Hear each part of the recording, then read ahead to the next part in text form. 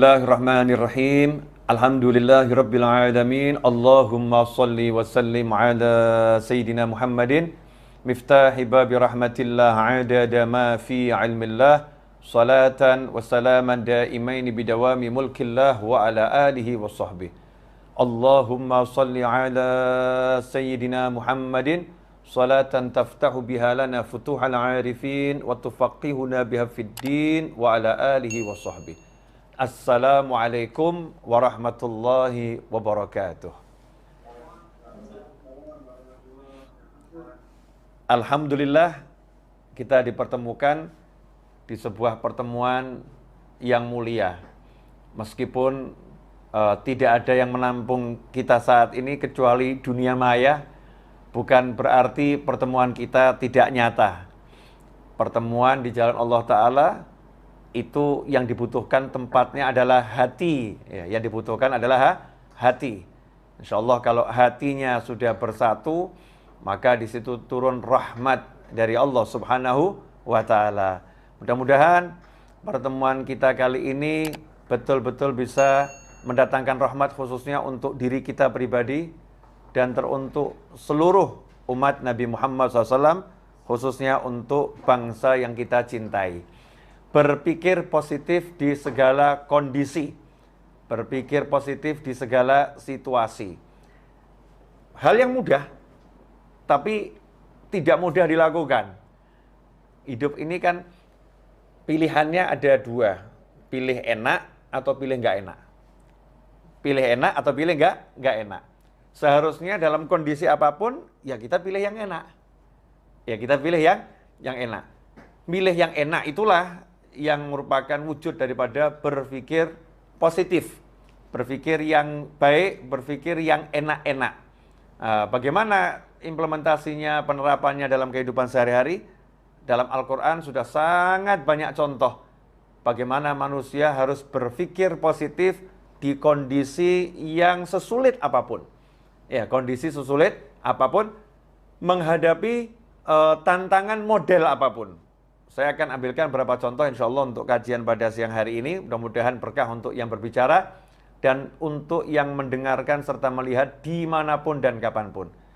Yang pertama, contoh yang paling ekstrim, yaitu ketika Nabi Ibrahim alaihissalam.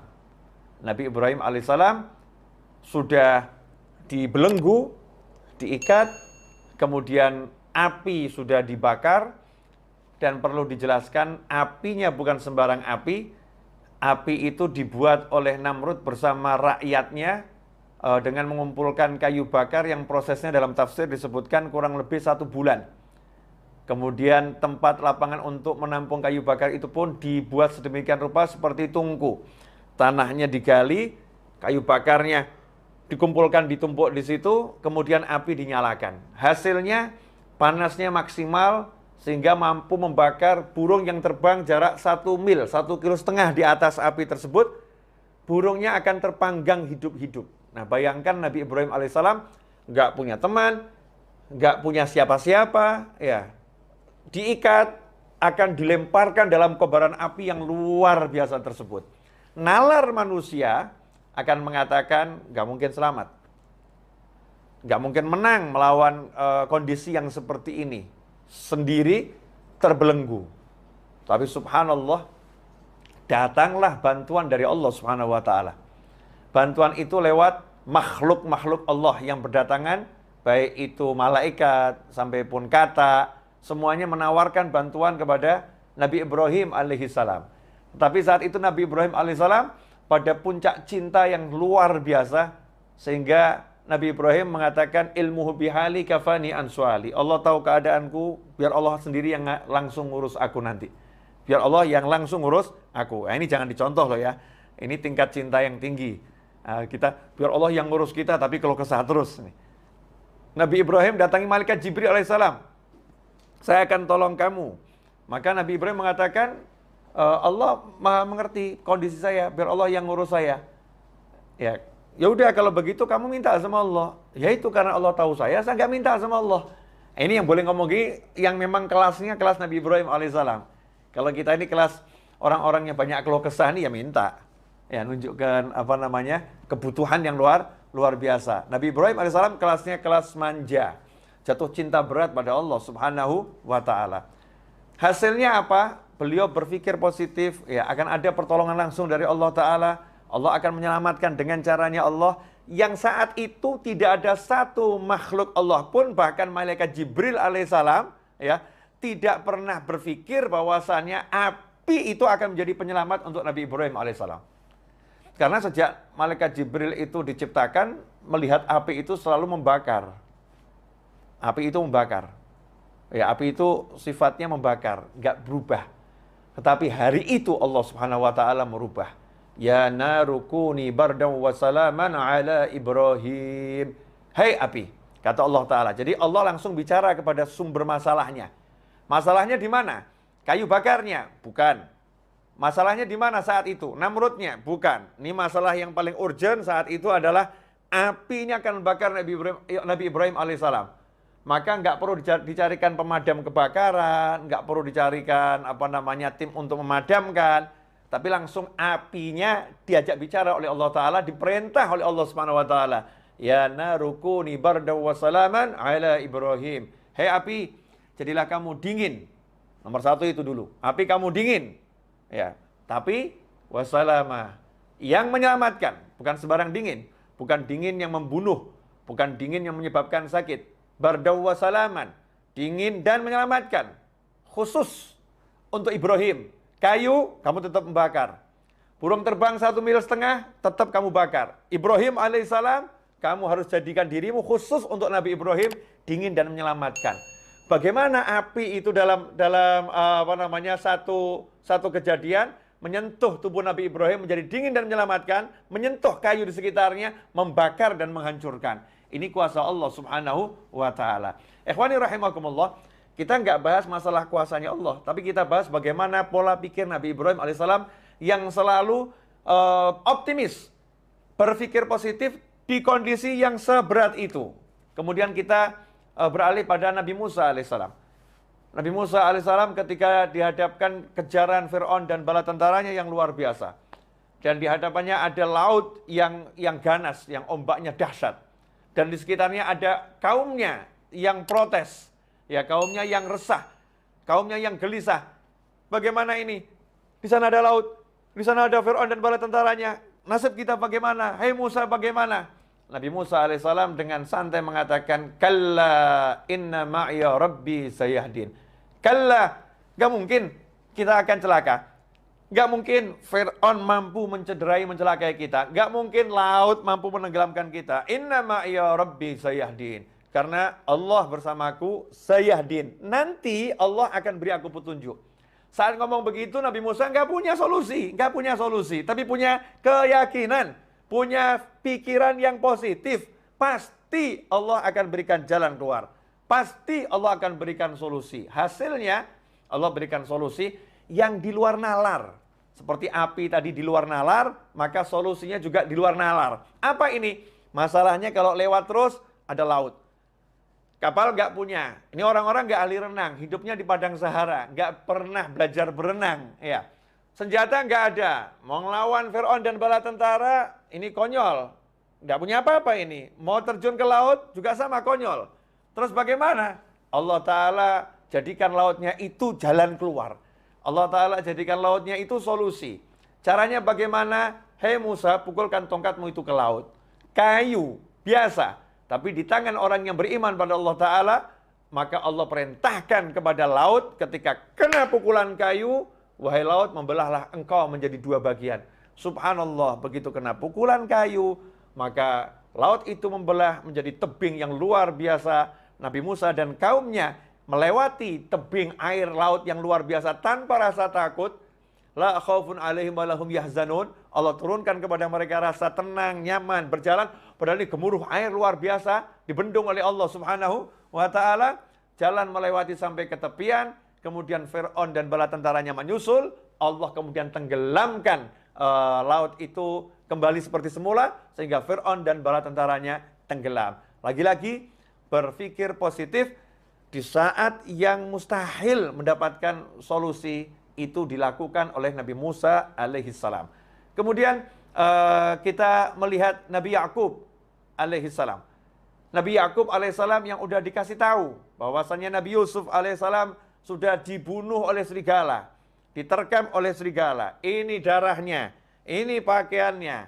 Nabi Yakub mengatakan, nanti ya putraku akan dikembalikan semua kepadaku. Selalu yakin kalau Nabi Yusuf masih hidup. Jasadnya nggak ada, aku nggak ketemukan jasadnya. Berpikir positif, Nabi Yusuf masih hidup. Tentunya dilandasi dengan ilmu dari Allah Subhanahu wa Ta'ala. Hasilnya apa? Hasilnya betul dipertemukan dengan putranya Nabi Yusuf alaihissalam. Bahkan sudah menjadi seorang Perdana Menteri terpercaya di kerajaan Mesir yang punya kedudukan tinggi dan dicintai oleh masyarakat Mesir. Orang tuanya pun dimuliakan oleh Nabi Yusuf alaihissalam. Keluarganya pun dimuliakan oleh Nabi Yusuf alaihissalam. Setelah perjalanan panjang yang dibuang ke sumur, dijual sebagai budak, masuk ke penjara, akhirnya menjadi seorang yang luar biasa. Lagi-lagi Nabi Yusuf berpikir positif, ayahnya berpikir positif. Kemudian kalau kita lihat kepada Nabi Ismail alaihissalam beserta ibunya. Dan Nabi Ibrahim alaihissalam ketika bersama keluarganya.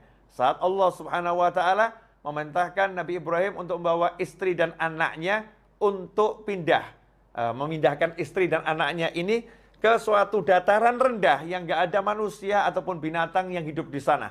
Yang panasnya tinggi, nggak ada air, yang adanya cuma padang pasir dan gunung bebatuan. Maka saat itu Nabi Ibrahim alaihissalam meninggalkan istri dan anaknya dengan pikiran positif yang luar biasa. Sementara sang istri yang ditinggal pun pikirannya positifnya luar biasa. Mengatakan pada suaminya, kalau Allah yang memerintahkan kamu untuk meninggalkan kami di sini, maka pulanglah dengan tenang, dengan nyaman, lanjutkan perjalananmu. Maka suaminya pulang ke istri yang lain, ya. Sementara istrinya bersama anak di padang Sahara yang mematikan saat itu, Nabi Ibrahim pun naik ke atas gunung, kemudian melihat ke arah istri dan anaknya, angkat tangan dengan doa yang diabadikan dalam Al-Quran, doa yang tidak logis, ya, doa yang nggak masuk akal. Karena doa itu tak membutuhkan akal, doa itu membutuhkan iman. Dan kalau udah bicara tentang iman, maka semua perbuatan Allah itu melampaui logika manusia manapun, melampaui logika siapapun. Karena Allah berbuat dengan kehendaknya, dengan kemahamampuannya, dengan kemahabisaannya, bukan dengan asbab yang ada pada kita.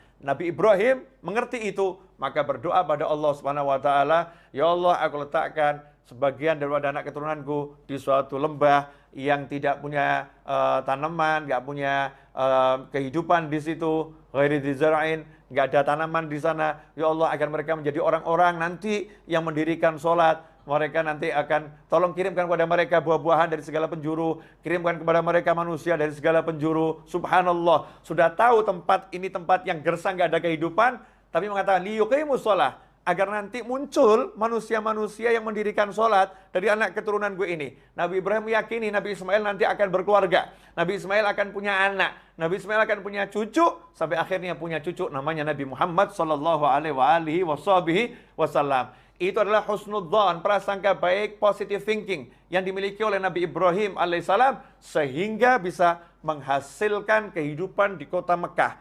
Yang tadinya padang Sahara sampai menjadi kota yang luar biasa. Begitu pula istri Nabi Ibrahim, ibu Nabi Ismail alaihi wassalam. Ya, bagaimana ketika ditinggal oleh suaminya, kemudian berdua dengan anaknya. Saat itu sang anak menangis karena bekal telah habis. Air yang diminum gak ada, makanan gak ada. Bayi yang usianya baru 2 tahun ini menangis, kurang lebih 2 tahun menangis sejadi-jadinya. Maka sang ibu pun tidak berpikir negatif, berpikir positif. Cari tempat yang tinggi, dan tempat yang tinggi adalah Bukit Sofa dan Bukit Marwah. Kenapa cari tempat yang tinggi? Untuk melihat sekitar, ada nggak manusia yang bisa dimintai pertolongan. Siapa tahu ada musafir yang lewat, yang bisa dimintai pertolongan. Maka lari ke Bukit Sofa. Lihat di sekitar nggak ada, pindah ke Bukit Marwah. Lihat sekitar nggak ada, lari ke Sofa lagi. Berulang kali Sofa dan Marwah dengan positive thinking, Allah akan memberikan solusi untuk masalah saya ini. Subhanallah, karena minta solusinya dari Allah Subhanahu wa Ta'ala, maka Allah berikan solusi itu di kaki bayi Ismail alaihissalam yang menjejak-jejakkan kaki ke bumi. Tiba-tiba memuncrat air yang keras yang luar biasa, yang akhirnya menjadi air Zam-Zam, hingga hari ini dan sampai hari kiamat, air itu akan menjadi sumber kehidupan umat manusia. Ini karena positive thinking dari ibunya Nabi Ismail alaihissalam. Kemudian kita lihat Nabi Ismail alaihissalam ketika akan disembelih, ya, perintah menyembelih Nabi Ismail alaihissalam dengan santai dan positive thinking mengatakan kepada ayahnya kondisi yang seperti itu, ya abatif alma tu'mar, wahai ayahku, lakukan yang diperintahkan kepadamu. Satajidu ini insyaallah minas sabirin. Insyaallah engkau akan dapati aku termasuk orang-orang yang sabar menghadapi masalah ini. Apa yang terjadi? Allah Ta'ala jadikan leher Nabi Ismail tidak bisa disentuh oleh pisau, ya. Pisau yang tajam nggak bisa menyentuh leher Nabi Ismail. Leher itu menjadi seperti baja yang luar biasa. Kemudian Allah katakan pada Nabi Ibrahim alaihissalam, engkau telah melaksanakan arti mimpimu, maka sekarang kami datangkan domba dari surga sebagai ganti untuk Nabi Ismail alaihissalam. Maka saat itulah diganti domba yang disembelih, Nabi Ismail pun selamat. Karena positive thinking dari ayah, positive thinking dari anak menghasilkan sesuatu yang luar biasa. Ikhwani rahimakumullah. Kalau kita dihadapi satu masalah, kemudian kita itu menyerah dengan masalah, berarti kita seperti manusia yang nggak punya Tuhan. Manusia nggak punya Allah subhanahu wa ta'ala. Jangan pernah menyerah menghadapi kehidupan model apapun dan model bagaimanapun. Karena yang menguasai hidup ini bukan makhluk. Yang menguasai hidup ini bukan ciptaan. Tapi hidup ini dikuasai oleh yang maha mencipta, yaitu Allah subhanahu wa ta'ala. Semuanya adalah makhluk Allah dan semuanya adalah ciptaan Allah Ta'ala. Maka apapun kondisinya, apapun masalahnya, kita berpikir positif, Allah akan berikan solusi. Allah akan berikan jalan keluar. Bagaimana caranya? Allah telah menjelaskan, "Wa may yattaqillaha yaj'al lahu makhrajan wa yarzuqhu min haitsu la yahtasib." Siapa yang bertakwa pada Allah, "Wa may yattaqillaha yaj'al lahu makhraja." Allah akan selalu memberikan solusi. Allah akan selalu memberikan jalan keluar. "Wa yarzuqhu min haitsu la yahtasib." Bahkan Allah menambahin, bukan cuma solusi jalan keluar, dan Allah akan senantiasa selalu terus-menerus memberikan rezeki dari arah yang nggak pernah dia nalar, dari arah yang nggak pernah bisa dia perhitungkan, dari arah yang nggak pernah dia sangka. Rezeki Allah sifatnya surprise untuk dia, kejutan yang menyenangkan untuknya. Karena apa? Karena takwa pada Allah Ta'ala, melaksanakan perintah Allah, menjauhi larangan Allah. Itulah cara agar kita bisa berpikir positif. Ya, berpikir positif artinya apapun masalahnya, kita jadikan takwa sebagai kendaraan. Takwa sebagai sumber solusi dari langit. Takwa sebagai sumber pertolongan dari Allah subhanahu wa ta'ala. Sayangnya, saat ada masalah, justru kita mengandalkan yang namanya makhluk. Dan kita lupa pada Sang Khalik, yaitu Allah Ta'ala. Kita jauh dari yang namanya ketaatan. Kita justru larut dalam keluh kesah, dalam hal-hal yang gak diridhai oleh Allah subhanahu wa ta'ala. Ikhwani rahimakumullah. Nah, ini sekarang kita dalam hidup. Dalam hidup tuh kondisinya apapun kan pilihannya selalu ada pilihan enak. Contoh, dipecat dari kantor. Ngapain mikir hidupku berantakan? Kan bisa mikir, wah, saya mau dikasih lapangan pekerjaan yang lebih bagus. Allah akan beri saya cara kerja yang lebih enak, yang lebih nyaman. Allah akan jadikan rezeki saya lebih banyak. Karena di kantor ini kelihatannya nggak cukup untuk gaji saya ini. Nggak mampu gaji saya lebih besar nih. Saya akan dikasih gaji yang lebih besar. Caranya gimana? Wallahu a'lam. Allah yang tahu. Yang penting saya mau usaha, saya mau tingkatkan takwa saya pada Allah subhanahu wa ta'ala. Berpikir yang positif. Apapun itu bisa dilakukan kok. Tapi kenapa kok kita nggak mau mikir yang positif? Mikirnya nggak enak. Padahal pikiranmu adalah doamu. Ana 'inda dhanni 'abdi bi falyadhunna bima syaa. Kata Allah Ta'ala dalam hadits qudsi, ana 'inda dhanni 'abdi bi. Aku tergantung apa yang difikirkan hambaku, prasangka hambaku. Karena itu terserah dia mau nyangka apa tentang aku. Dia mau berpikir apa tentang aku. Jadi kalau kita mikirnya jelek, ya dapatnya jelek. Kalau mikirnya bagus, ya insya Allah dapatnya bagus. Nah, modal mikir aja kok takut. Seperti ada orang nggak punya duit, nganggur. Saya nanya sama orang tersebut, Mas, mau nggak beli rumah yang mewah? Jawabannya, mau beli beras aja nggak bisa kok, Bib. Ngapain mikir beli rumah yang mewah? Ini salah. Kenapa? Karena dia telah membatasi kemampuan Allah memberikan rezeki dengan kemampuan usahanya. Saya nggak mampu usaha, jadi Allah nggak bisa ngasih saya rezeki. Masya Allah. Jadi Tuhannya usaha ya? Tuhannya usaha, bukan Allah Ta'ala. Seharusnya bagaimana? Sadar dengan kenyataan, memang nggak punya uang, memang nggak punya kerjaan, lagi nganggur. Tapi kalau ada tawaran, Mas, mau nggak punya rumah yang mewah? Jawab saja, mau, insya Allah, doakan. Ya, semoga Allah kasih saya kemampuan, Allah beri saya kemudahan. Tidak ada yang mustahil. Tapi kenapa mikir yang positif aja berat? Karena tauhidnya lemah. Karena yakinnya sama Allah lemah. Ma'rifatullahnya lemah. Gak paham siapa Tuhannya. Gak paham siapa Allahnya. Gak paham bagaimana kemampuan Tuhannya. Dan gak paham kalau dirinya gak mampu apa-apa. Dan yang lain juga gak mampu. Yang mampu hanya satu. La ilaha illallah. Muhammad Rasulullah SAW. Karena itu dikatakan dalam surat Al-Ikhlas. Qul huwallahu ahad Allahus samad. Katakan, hanya Allah yang Maha Esa. Katakan bahwasanya hanya Allah tempat bergantungnya segala sesuatu. Gak ada yang lain. Hanya Allah, dan hanya Allah. Ikhwani rahimakumullah. Nah, ini beberapa yang sudah saya paparkan ini insya Allah menjadi masukan yang manfaat buat saya khususnya dan pemirsa dimanapun Anda berada. Jazakumullah khairan. Saya minta maaf atas segala kekurangan. Mudah-mudahan berkah manfaat. Wassalamualaikum warahmatullahi wabarakatuh.